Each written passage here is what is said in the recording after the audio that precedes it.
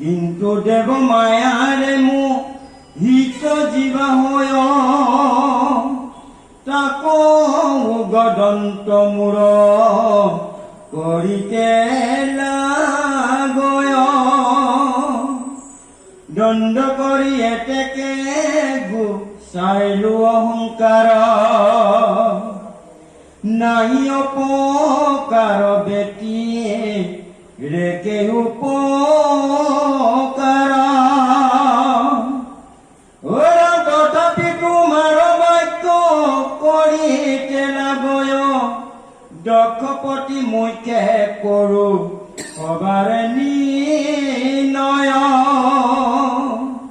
বীৰভদ্ৰে অগ্নি তহু নীলাদক্ষ ক্ষীৰ ভস্ম ভৈলা মাথা গোট আশয়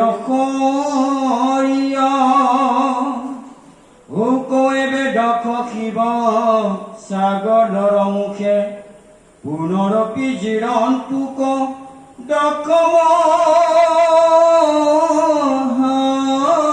সুখে এখনটোক ভগান দিতে মিত্ৰৰ নয়নে ভুঞ্জটোক পোখা দিতে দক্ষৰ দৰ্শনে যিটো দেৱতাৰ নষ্ট অন্ত সমুদায় শুনিলোক কহো এবে তাহাৰ উপায় অচিনি কুমাৰ পোষা আদিত তিনয় তাসম্বাৰ হন্তেওক খবে হস্তময় ছাগলৰ দাড়িৰে ভি গুৰহ কদাই এহিয়া দেখিয়া মন ভৈল ত্ৰিপুৰাই শংকৰৰ আজ্ঞা শুনি পাছে দেৱগণ বৰ্মাকমে ভৈলা পাছে হৰষিত খাৰু খাৰু ত্ৰিপুৰাৰী বুলি প্ৰশংসিলা পুনৰপি শংকৰক বৰ্মাপনা মিলা জয় কৃষ্ণ। ৰসাল ভাগৱতৰ ৰসাল কাহিনী হাস্য কৰি হৰে পাছে ব্ৰহ্মাক বুলন্ত শুনা সৃষ্টি কৰ কহো ইহাৰ বৃত্তান্ত। খুব সুন্দৰভাৱে শিৱই হাঁহি এটা মাৰি ব্ৰহ্মাক উত্তৰ দিছে। কিন্তু ইফালে চাওক, যদিও এই হাঁহিটো মাৰিছে তেওঁৰ কিন্তু অৰ্ধাংগিনী মৃতদেহ দক্ষৰ যজ্ঞত পৰি আছে। প্ৰভু ভগৱন্তৰ এইবোৰ হৈছে লীলা। যিগৰাকী সতীক দক্ষৰ যজ্ঞলৈ নাযাবৰ বাবে সোঁৱৰাই দিছিল গল, আৰু এই মুহূৰ্তত তেওঁৰ সন্মুখত ব্ৰহ্মাই বৰ বিচাৰিছে দক্ষৰ যজ্ঞত হৈ যোৱা সমস্যাবোৰৰ সমাধান বিচাৰি, আৰু একে মুহূৰ্ততে শিৱৰ পত্নী সতীয়ে মৃতদেহ হিচাপে দক্ষ যজ্ঞত পৰি আছে। তৎসত্বেও হাস্য কৰি হৰে পাছে ব্ৰহ্মাক বুলন্ত শুনা সৃষ্টি কৰ কহো ইহাৰ বৃত্তান্ত। হাঁহি পলাই কিন্তু কৈছে যে আপুনি যিবোৰ কৈছে এইবোৰ আচলতে সম্ভৱপৰ নহয়, কৰিব নালাগে। তথাপিও যিহেতু আপুনি ইচ্ছা কৰিলে আপোনাৰ ইচ্ছাক শ্ৰদ্ধা জনাই ভাগে ভাগে কামবোৰ কৰি দিয়া হব। কৈছে মোৰ মনে দক্ষৰ দুখক নধৰয় মূৰ্খৰ আদৰে কিবা শ্ৰেয়স সাধয়। কিন্তু দেৱ মায়ে মোহিত জীৱা হয় তাক উগ্ৰদণ্ড মূৰ কৰিতে লাগয়। আচলতে মই দক্ষক শাস্তি দিয়া নাই, বীৰভদ্ৰক সৃষ্টি কৰি দক্ষক যে মই মাৰালো, দক্ষক নামাৰিলে ইমান অহংকাৰ হৈ আছে, সেই অহংকাৰে জগতত অকল্যাণ হব। সেই কাৰণে শাস্তিটো মই প্ৰদান কৰিছো। এইটোৱে আমাক এই ভাগৱতে কি বাৰ্তা প্ৰেৰণ কৰিছে জানে? আমি যদি কেতিয়াবা শাস্ত্ৰৰ নিয়ম উলংঘা কৰি অহংকাৰত পণ্ডিতালি কৰিবলৈ গৈ নিজামতে আমি সংবিধান ৰচনা কৰি সমাজ আগবঢ়োৱাৰ চেষ্টা কৰো, সেইজনৰ পতন নিশ্চিত। যিটো নিয়মৰ ব্যতিক্ৰম হ'ব নাপায়। আচাৰ নীতিটো সেইকাৰণে বনাইছে। আচাৰ নীতিলৈ মই ব্যাখ্যাৰ প্ৰসংগত নাযাওঁৱে। কিয় নাযাওঁ? মহাপুৰুষ শংকৰ মাধৱে যিদৰে পূজা সেৱাৰ ব্যৱস্থা কৰিছে, পাঠ পঢ়াৰ ব্যৱস্থা কৰিছে, অধিকাংশই বহুতে নামানে, নিজে বনাই লৈছে সংবিধান। জানিবলগীয়া কাৰণে মই কৈছো, উল্লেখটোহে মই কৰি দিছো, দুখ পাব লগা নাই। কথাটো যিহেতু নেটৰ মাধ্যমত প্ৰচাৰো হ'ব, জানিব লাগে। ত্ৰিবস্ত বুলি শব্দ এটা সকলোৱে জানে, সকলোৱে মিছ কৰে। অধিকাংশ মানুহে ত্ৰিবস্ত শব্দটোত নাথাকে, চতুৰ্বস্ত তাৰ লগতো আৰু যোগ কৰে। কিমান ডাঙৰ ভুল বাৰু কওক। এই মণিকূটত যেতিয়া সোঁভৰিখন দি কৃষ্ণৰ নাম লৈ, নাম আছে, গুৰু পদত্ত নাম আছে, এনেই মন্দিৰত আপুনি প্ৰৱেশ কৰিব নোৱাৰে। তাত যোৱা ব্যক্তিজনে ত্ৰিবস্ত বাহিৰে বেলেগ ধাৰণ কৰিবই নোৱাৰে। এই যি দুখন আসনত আছো, চতুৰ্বস্তত নহয়, জানিবলগীয়া কথা। বহুতে দুখ পাব, গালিও দিব এইখিনি কথা শুনা পায়, ডেকাই কি উভয়াই নোহোৱাই কথা কৈ থাকে বুলি কব। অসুবিধা নাই, সঁচা কথাটো জনোৱাত কিবা অসুবিধা আছে। আপোনালোকে শ্ৰৱণ কৰোতে কি পদ্ধতিৰে কৰিছে সেইটো কব লগা নাই, কিন্তু এইখিনিত আচাৰ নীতি দি গৈছে নে নাই? সেইটো আচাৰ নীতিত সকলোৱে জানে ত্ৰিবস্তৰ কথা। কিন্তু বহু মই দেখিছো এই আসন দুখনত অলংকৃত কৰা ব্যক্তি এতিয়াও আছে। মই এটা প্ৰগ্ৰাম ইয়াৰ পৰা গৈ ভগুৱাত মাতিছিলে সন্ধিয়াতে, মই কৈছো যাব নোৱাৰিম। ইয়াৰ পৰা গৈ দেখিলো যে মোৰ লগত থকা কেইজনৰ সেইটোৱে অৱস্থা, ত্ৰিবস্তত নাই, প্লাছ কৰি আছে। এইটো বাৰু ভুল নহয় নে বাৰু? আপোনালোকে নিজে কথাটো সকলোৰে কাৰণে কোৱা নাই, বিশেষ খিনিৰ বাবে দুখ লগা কথা। কিয় তাৰ প্ৰতিকাৰৰ আমাৰ ব্যৱস্থা নাই? আছেতো। আপুনি জাগৰণত অৰ্ডাৰ দিয়ক ডাঠকে ববলৈ, আহি যাব। কিমানবোৰ গোট আছে অসমত, শিপিনীৰ গোট, অৰ্ডাৰ দি দিয়ক। আপোনালোকৰ যদি প্ৰয়োজন আছে অৰ্ডাৰ দিলে যে আমাক 20খন লাগে, আমি 20জন মানুহে কিনে। বহুত আছে, অজস্ৰ আছে, অজস্ৰ সুবিধা আছে। কাৰণ মেচিনত যিটো বনাইছে সেইটো আচলতে আমি ত্ৰিবস্তৰ কাৰণে অনুপযুক্ত। মোক চাবচোন, মই কোনোদিন কিনা ধুতি পিন্ধা নাই, পিন্ধিবই নোৱাৰিম আসনত থকা কাৰণে। এনে বেলেগ কবাৰলৈ গলে সেইটো ইউজ কৰো, তেতিয়া মোৰ ত্ৰিবস্তৰ প্ৰশ্ন আহিয়ে নপৰে। আচাৰ নীতি জানিব লাগে কাৰণে কৈছো, কাৰণ এইখিনি সেইটো কথাকে শিৱ প্ৰভুৱে কৈছে যে যিটো আচাৰ নীতি চলি আহিছে, এজন মৃতকক জীয়াই দিয়াটো আচলতে সম্ভৱপৰ নহয়। কাৰোবাৰ দাঁত দ্বিতীয়বাৰ গুচি গল, তাক গজাই দিয়াটো সম্ভৱপৰ, কৃষ্ণ কৈয়ে আছে। কিন্তু তথাপিও আপোনাৰ বাক্যটো মই ৰাখি দিম বুলি বিৰিঞ্চিক কথাষাৰ কৈছে।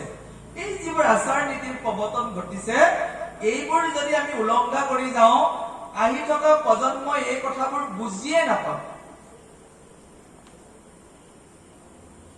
ব্ৰত শব্দটো বহুতে বুজি নাপায়, কলি যুগত ব্ৰত নাই শব্দটো লিখা আছে, হয়নে?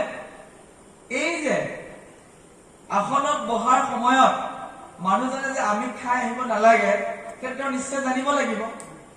সেইটো ব্ৰত বুলি নকয়, এইটো আচাৰ নীতি। আচাৰ নীতিটোক ব্ৰতলৈ লৈ গৈছে।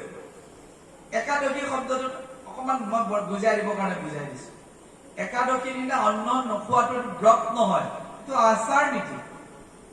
বহুতে ইয়াক ব্ৰত বুলি ভাবে, ব্ৰত নহয়, এইটো আচাৰ নীতি। একাদশীৰ দিনাখন অন্নত পাপবোৰ স্থিতাপি লৈ থাকে, সিদিনাখন তাক খোৱাটো যুগুত নহয়। শাস্ত্ৰত লিখা আছে, কিন্তু খোজটো অলপ বেলেগকে মাৰিছে একাদশৰ কাৰণে, বুজি নাপায় মানুহে ওলটাব লয়। সেইটো কাটি দিব বিচাৰিছিলে গুৰুজনে, কৈছে থাককচোন, এইটো পথ থাকিলে বহুতৰে খেলি মেলি হব, ইয়াক লৈ এখণ্ড চলি থাকিব, আচল কেজনে তত্ত্ব পাব, বাকী যিখিনিয়ে ভালদৰে তত্ত্ব পোৱা নাই তেওঁ তেনেকেই গুচি যাব। নাকাটিলে গুৰুজনে, কাটিব বিচাৰিছিলে। সেইটো ব্ৰত নহয় যে যদি অন্নত পাপবোৰ স্থিতাপি হৈ আছে, যে সিদিনাখন আমি সেই বস্তুবোৰ ঘূৰাব নালাগে, সেইটো ব্ৰত নহয়, এইটো আচাৰ নীতি। বুজিব পাৰিছেনে?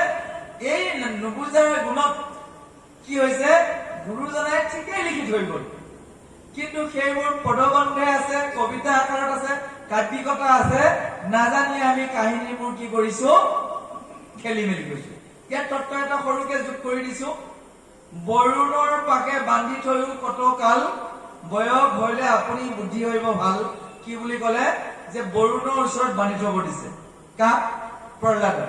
প্ৰহ্লাদে হৰি কথা কৈ থাকে, হিৰণ্যকশিপুৱে কৈছে ই দৈত্য কথাহে কব লাগে, ৰাজনীতিৰ কথা কব লাগে, ই হৰি নামে লৈ থাকে। তেতিয়া উপদেশ দিছে সন্দাৰমৰ্গই বৰুণৰ পাকে কিছুদিন বান্ধিলে। বৰুণৰ পাকে মানে বৰুণ দেৱতা আছে জিভাত, অখাদ্য কিছুমান খুৱাই থাকা ইয়াক, এদিন হৰি নাম এৰি পেলাব, কি আমাৰ নিচিনা দৈত্য কাম কৰি পেলাব। বুজিব পাৰিছে? সেই বুলি এইটো ব্যাখ্যা যদি নি এই সাগৰত বান্ধি থৈ অহা কথা কোৱা যায়, সাগৰৰ অধিপতিৰ ওচৰত, তো ভুল হব। সাগৰৰ অধিপতি আপোনাৰ মোৰ দেহত 14 শাখিত আছে, বৰুণ দেৱতা আছে। অৰ্থাৎ যদি জিভাপাতক আমি কন্ট্ৰল কৰিব পৰা নাই, আমি বৰুণৰ পাশতে আছো, আমি এজন দেৱতাৰ অধীনতে আছো, আমি দেৱজয় কৰিব পৰা নাই। গম পাইছে? ইয়াতে আছে বৰুণ দেৱতা। এই 4 আঙুল জিভাপাতক জয় লাভ কৰা ইমান সহজ নহয়, কিন্তু ভকত হলে যত্ন কৰিলে আনন্দ আছে। যত্ন কৰি চাওক, আনন্দ আছে। ইয়াতকৈ আৰু আনন্দ, বেলেগ আনন্দ নাপাবই। এতিয়া ভাদ মাহত আমাৰ বহুতে এটা এটা বিশেষ বিশেষ সংকল্পত আছে, আৰু কেইটামান দিন অহা দেওবাৰলৈ চাগে আহিনত সোমাই যাব, হয়নে?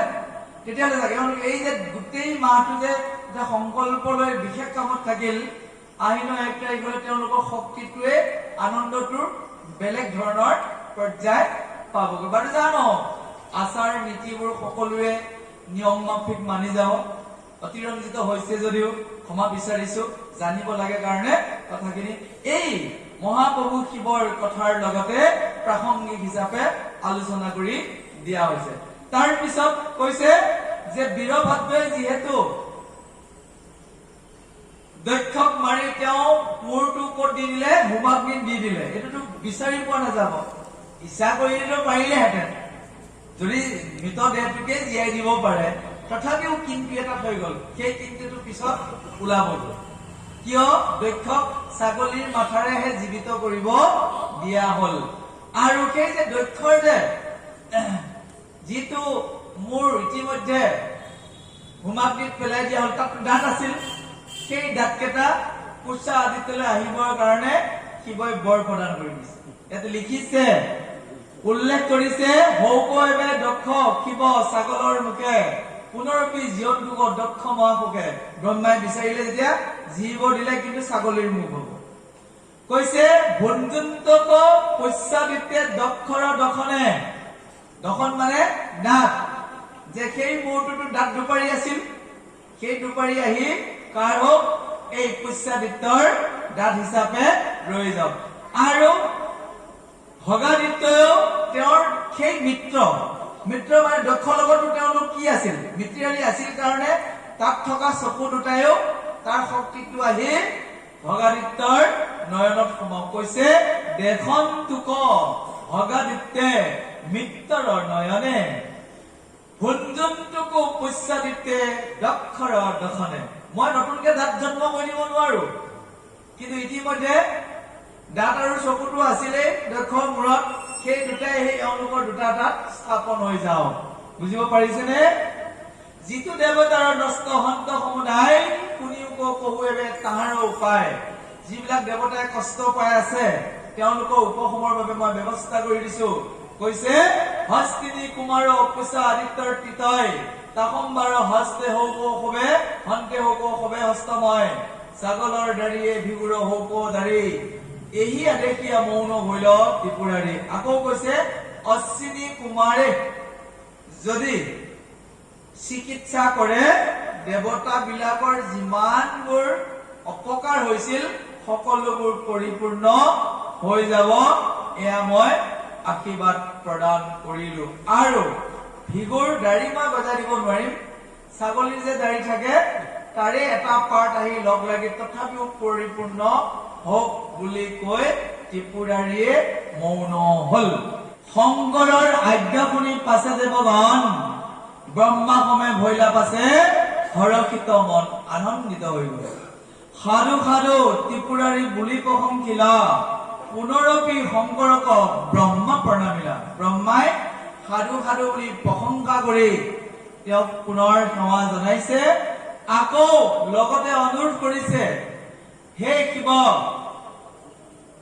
আপুনি যি বৰ প্ৰদান কৰি সকলোৰে মনোকামনা পূৰ্ণ কৰিলে, আপোনাক লগতে জনাইছো, যিহেতু আপোনাৰ অবিহনে যজ্ঞ সফল হ'ব নোৱাৰে, বলক একেলগে যাওঁ দক্ষৰ যজ্ঞলৈ। আনন্দিত হৈছে, কৈছে আপুনিও চলা যজ্ঞ কৰিও সফল, তুমিহে জীয়াইলা জীৱে দেৱতাসকল, ব্ৰহ্মাৰ বচনে হৰ ভৈলা উপপন্ন, দেৱ ঋষি সমেত চলি গৈলা তেতিক্ষণ। আৰু উল্লেখ কৰি দিছে যে ব্ৰহ্মাৰ সেই অনুৰোধত মহাদেৱ আনন্দিত হৈছিল আৰু দেৱতাসকলৰ লগত দক্ষৰ যজ্ঞলৈ গমন কৰিছিল। কৈছে গৈ তেওঁলোকে যেতিয়া দক্ষৰ যজ্ঞত প্ৰৱেশ কৰিলেগৈ, বিভিন্ন ধৰণৰ বিশৃংখল হৈ আছে, লণ্ডভণ্ড কৰি দিছে নহয়। সকলোবোৰ আগৰ মতে কৰিবৰ বাবে যাৰ যিটো বেদিত কাম আছিল, যাক যিটো স্থানত দক্ষই নিয়োজন কৰিছিল, সেই স্থানবোৰত তেওঁলোকক কি কৰিছে, নিয়োজিত কৰিছে। যে কোনোবাই বেদীৰ কামত আছিল, কোনোবাই ভোজনালয়ত আছিল, ভাগে ভাগে য'ত আছে। কৈছে ব্ৰহ্মাসমে হৰ দক্ষ যজ্ঞত প্ৰৱেশ, হৈলন্ত দেৱতাগণ নিৰোজ নিশেষ। ইতিমধ্যে দেৱতাসকলৰো যিবোৰ অংগহানি হৈ আছিল, সকলোবোৰ পৰিপূৰ্ণ হৈ গল। এইখিনিতে আমি এটা কথা মনত কৰিব লাগিব যে গোটেইখিনি হৈ উঠিছে শব্দ ব্ৰহ্মৰ জৰিয়তে। শিৱ প্ৰভু প্ৰসন্ন হল, বিধান দি দিলে, তথাস্তু কৰি দিলে, সকলোবোৰ লগে লগে হৈ গল। সেইকাৰণে শব্দ ব্ৰহ্মটো আপোনালোকে ইয়াক সঠিকভাৱে ব্যৱহাৰ কৰাৰ একমাত্ৰ উপায়, অসত্য বচন কেতিয়াও মুখৰ পৰা ওলাব নিদিব। এইটো প্ৰথম।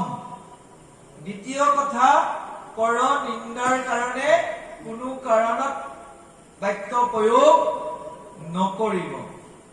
ভকত শব্দটোৰ ওপৰত, ভকত এজনৰ ওপৰত কোনো কাৰণতে নিন্দাসূচক বাক্য ব্যৱহাৰ নকৰিব। আৰু লাজ অভিমান শংকা এৰি প্ৰাৰ্থনা গোৱা, পুথি পঢ়াৰ অভ্যাস কৰিব। আমাৰ বহুতে সেই মুখস্থ আছে প্ৰাৰ্থনা, এতিয়াই গাব দিলে গাব নোৱাৰে, লাজ। এই মোৰ সুৰটো বেসুৰা হব নেকি? প্ৰথমেতো বেসুৰা হবই। প্ৰথমে যেতিয়া ল'ৰা ছোৱালীয়ে খোজকাঢ়া আৰম্ভ কৰে, কিমান বেঙা বেঙিকে খোজকাঢ়ে, হয়নে? প্ৰথম যেতিয়া খোজকাঢ়িব দিয়া যায়, থিয় হৈ থাকে, এখোজ দুখোজকে অলপ নাজানাকে কি ধলং পলংকে খোজকাঢ়ি কাঢ়ি এদিন জানা হৈ যায়। প্ৰথমে অলপ সুৰ নাহিব, য'ত ৰব লাগে ৰব নোৱাৰিব, আগুৱাই যাব, একো নাই। এসময়ত গৈ সি কি হব, শুদ্ধ হৈ যাব। ঠিক সেইদৰে যে দেৱতা বিলাকৰ অংগবোৰ খুব সুন্দৰভাৱে নিৰোজ হৈ উঠিল, আৰু যাৰ য'ত যি কৰ্তব্য আছিল, সেইমতেই শিৱ প্ৰভুৰ আদেশত তেওঁলোক নিয়োজিত হল। যাক যেন মতে হৰে পূৰ্বে আদেশিলা, সেই মতে সমস্তৰ অংগ নিয়োজিলা। ইয়াৰ পিছতে তেওঁলোকে বিচাৰ খচাৰ কৰিছে যে মৃতদেহটো ক'ত পৰি আছে, ডিঙি নোহোৱা মৃতদেহ, ডিঙিৰ পৰা ওপৰ খণ্ড নোহোৱা মৃতদেহটো দেখা পাই কি কৰিলে, ছাগলী এটা, খাহী ছাগলী বুলি কৈছে, খাহী ছাগলী এটাৰ মূৰ এটা আনি লগ লগাই দিলে, লগে লগে দক্ষই বহিলে।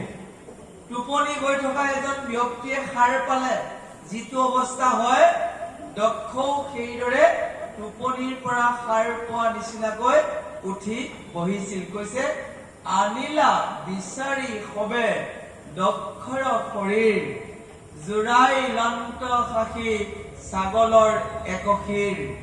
খাহী ছাগলী এটাৰ মূৰটো লৈ আহি জোৰাই দিলে।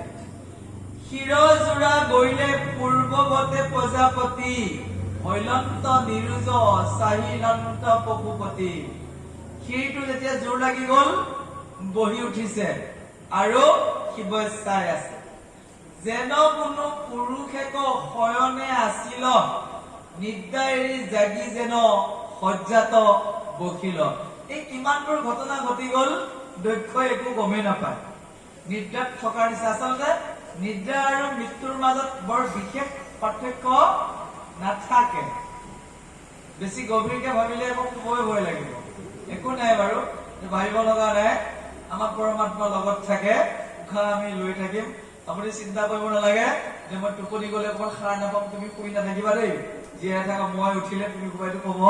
অলপ কথাটো যত্ন কৰি দিছো। আৰু মূল কথাটো হৈছে যে নিদ্ৰিত অৱস্থাটো আমাৰ শৰীৰৰ চেতনাটোৱে বিভিন্ন ঠাইত ভ্ৰমণ কৰি পাৰি জিৰণি লয়। গভীৰ টোপনি মাৰি থকা মানুহ এটাৰ ওচৰত কথা পাতি থাকিলে কোনোবাই কেতিয়াও গম পাব নেকি? কেতিয়াও গম নাপায়। চেতন শক্তিটো তেতিয়া লুপ্ত হৈ থাকে। কেতিয়াবা কিন্তু সেই চেতন শক্তিয়ে আত্মাৰ সংগীৰ লগত কোনোবা ঠাইলৈ গমন কৰে। সপোন দেখে যে কিয় এক অৱস্থা। আৰু দক্ষই সপোন দেখাৰ নিচিনা যেন পাইছে। শুই আছিল, কি হল, কিন্তু প্ৰথমে চাগে লাৰি চাই অলপ ভয় খাইছে, কাৰণ আগৰ মুখখন তেওঁৰ নাছিল। তথাপিও কিন্তু জীৱন্ত হৈ উঠিল। সেহি নয় দক্ষ উঠি বহিল সভাত, দেখিলন্ত শংকৰক আগতে সাক্ষাৎ। যে দক্ষই পুনৰ জন্ম পাই সন্মুখত শিৱকে দেখিছে। অলপ স্তম্ভিত নহবনে বাৰু? তেওঁৰ কাৰণেতো গোটেই খণ্ড হৈছিল। তেওঁকতো যজ্ঞত মাতাই নাছিল, ভাগে দিয়া নাছিল। এতিয়া সন্মুখত খাৰা হৈ আছে শিৱ প্ৰভু, আৰু দক্ষই পুনৰ জন্ম পাইছে শিৱৰ কৃপাতে। এই শিৱৰ কৃপাত পুনৰ জন্ম পোৱা দক্ষই শিৱক দেখা পাই কেনেধৰণৰ আচৰণ প্ৰকাশ কৰিছিল আৰু মনলৈ কেনেধৰণৰ চিন্তা আহিছিল, অতি সুন্দৰভাৱে দিয়া আছে। কাৰণ এইখিনিত তেওঁ এটা অনুভৱ কৰিব, বিশেষকৈ ভয়, লাজ, শংকা এনেও আহি যাব। কিন্তু তেওঁ যেতিয়া জানি উঠিব যে এওঁৰ কাৰণেই মই পুনৰ জন্ম পাইছো, নিশ্চয় তেওঁ ক্ষমাপ্ৰাৰ্থী হৈ প্ৰাৰ্থনা কৰিব। অতি ৰসাল ভাৱে দিয়া আছে। হৃদয়েৰে ইয়াক শ্ৰৱণ কৰিলে শ্ৰৱণৰ আনন্দ পাব। আহক প্ৰভুজনৰ কণ্ঠেৰে আমি দক্ষৰ কথাখিনি শ্ৰৱণ কৰো।